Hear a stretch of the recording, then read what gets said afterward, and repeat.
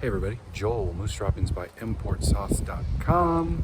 A little windy out here, but today we're showing you a thermostat and, well, it's a thermostat housing and temperature sensor replacement on this V70, which is probably going to be pretty similar on all of the straight 6-cylinder engines. So follow us along and we'll see if we can get through this pretty quickly.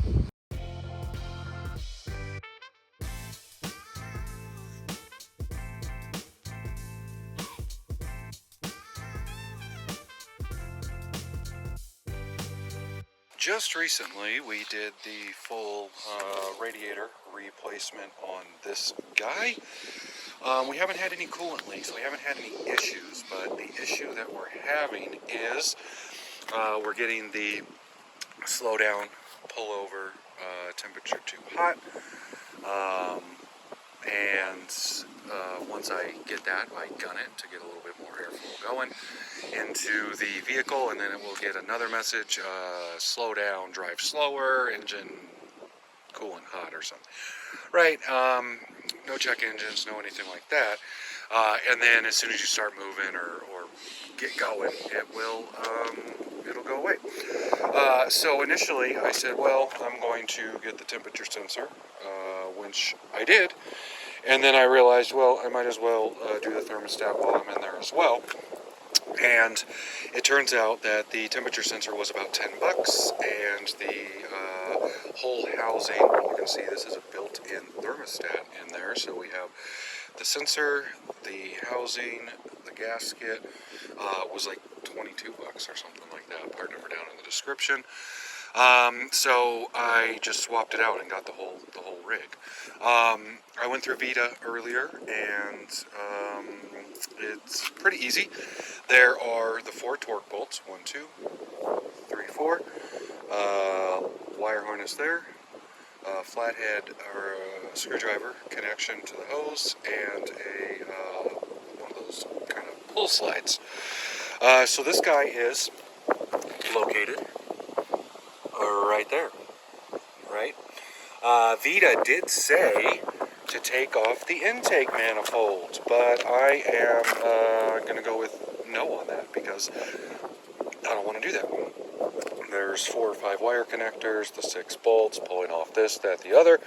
And so what I like to do when I'm ever working on the side of the engine, especially with oil changes there, is I'll just pull up the reservoir here for the power steering fluid, and then kind of squeeze the hose right in there so it's up and out of the way.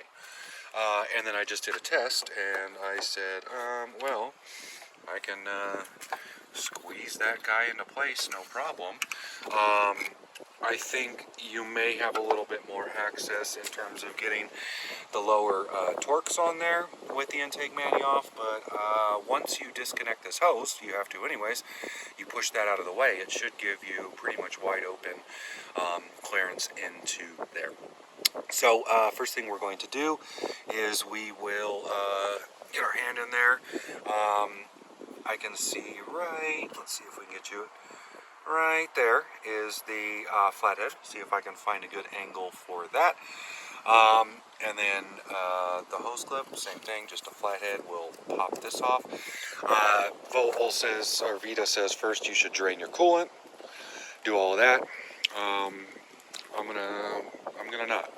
I'm going to catch what comes out, but I have 2 gallons of new stuff ready to go in, and I don't want to jack up the car, pull off the thing, get underneath it, all of that stuff. So we're just going to slide the tub under and have our new stuff ready to go, and know that we are going to have some liquid coming out. So I'm going to start off getting those, and I'll let you know what happens. Okay, so I was about to take the intake mani off, and I said, nah, let me just try this. It 100% would probably be easier without the intake manifold on, but 15 minutes. I think that it would be equal time, so your choice. I went in and just used for the just look at it like this. Here, once this hose was off, I was able to pinch and release the connector there. And then for the hose that goes on here, I just, mine was a 7 mil, but, you know, those hose clamps are always different, but I just went in at an angle and I was able to whoosh, whoosh, whoosh, get it off with that. And then for the 4 Torques, I just mounted up 1/4 inch T27 on the end of this guy. And with the hose and everything out of the way, you're able to get your hand in there and get that going.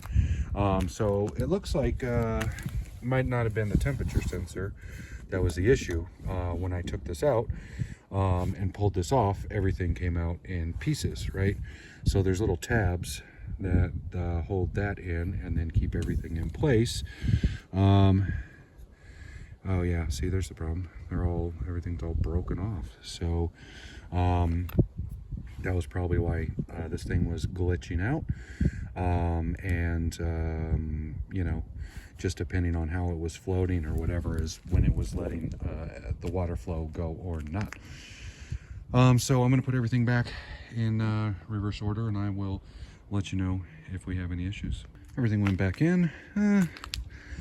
Nothing major, you know, a little scraped up because having to go in for sure would be easier without the intake mani off, you know, but it's doable without it. And considering it's just 6 bolts, a plug. See, I started messing with this, and that's why I stopped, because this is very brittle, and this car's been down for 2 weeks. This whole side of the engine just got put back together today. New shimmy, new belts, and that was a nightmare. So I don't want to risk breaking a plastic guy, and you know. So I went in there. Everything is booted back up.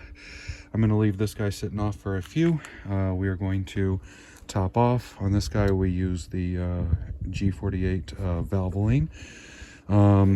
Top that off, turn it on, let it run, check for anything leaking and juicing down in that area, and then probably take it for a drive and then let it kind of self-bleed as it does, and then top off again.